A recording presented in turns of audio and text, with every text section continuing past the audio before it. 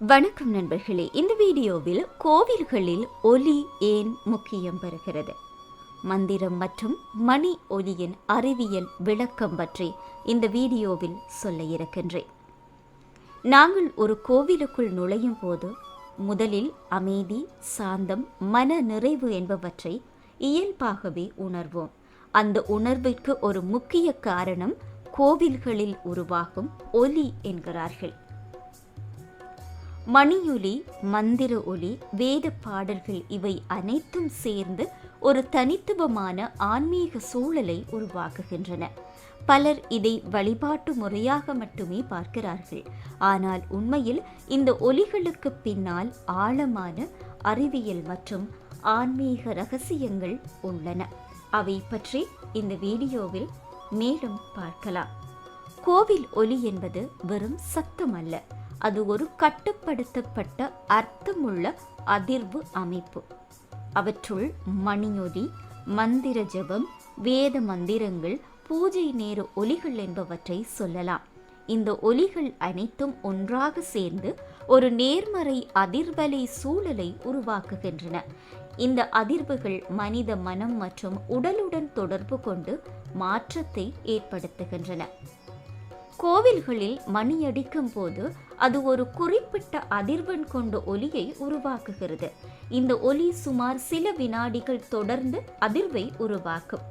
இந்த அதிர்வின் தாக்கம் மூளையின் இடது மற்றும் வலது பக்கங்களை ஒரே நேரத்தில் செயல்படுத்துகிறது, கவனத்தை ஒருமுகப்படுத்துகிறது, மனதில் இருக்கும் சிதறிய சிந்தனைகளை அமைதியாக்குகிறது.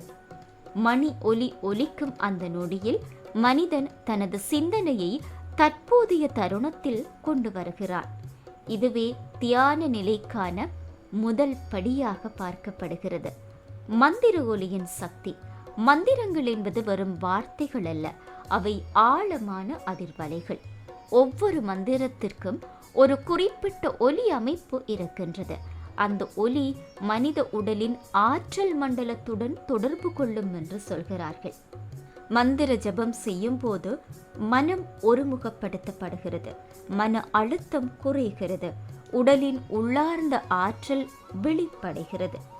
ஓம் போன்ற ஒலி மூளை அலைகளை சீராக்கி நரம்பு மண்டலத்தை அமைதியாக்குகிறது. இதனால் மன அமைதி இயல்பாக உருவாகிறது. ஒலிக்கும் மூளைக்கும் தொடர்பு. கோவில் ஒலிகள் மனித மூளையில் நேரடி தாக்கத்தை ஏற்படுத்துகின்றன. தொடர்ச்சியான மந்திர ஒலி அல்பா மூளை அலைகளை அதிகரிக்கிறது, தியான நிலையை உருவாக்குகிறது, மன அழுத்த ஹோர்மோன்களை குறைக்கிறது.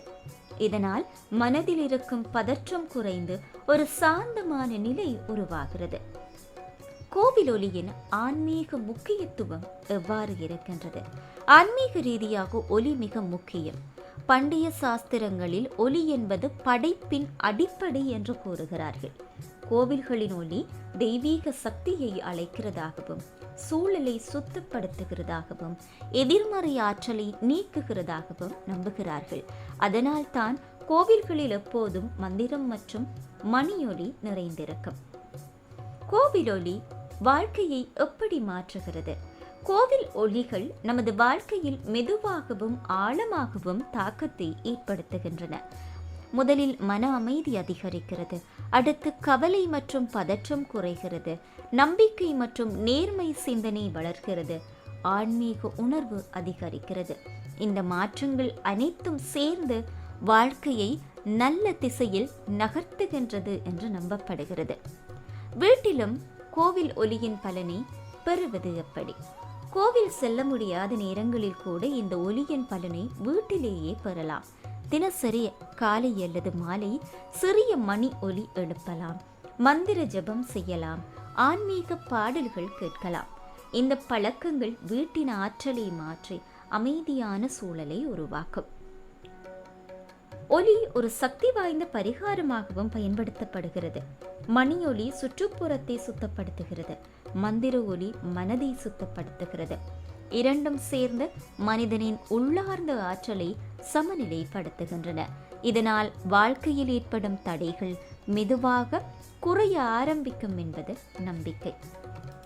இப்படி ஒலி அலைகள் உடல் மீது எவ்வாறு தாக்கம் செலுத்துகின்றது? ஒலி அலைகள் மனித உடலில் பல மாற்றங்களை உருவாக்குகின்றன. கோவில் ஒலிகள் நரம்பு மண்டலத்தை சீராக்குகிறதாகவும் இதய துடிப்பை சமநிலைப்படுத்துவதாகவும் உடலின் ஆற்றல் ஓட்டத்தை மேம்படுத்துவதாகவும் சொல்கிறார்கள். தொடர்ச்சியான மந்திர ஒலி உடலையும் மனதையும் புத்துணர்ச்சி பெற செய்கிறது.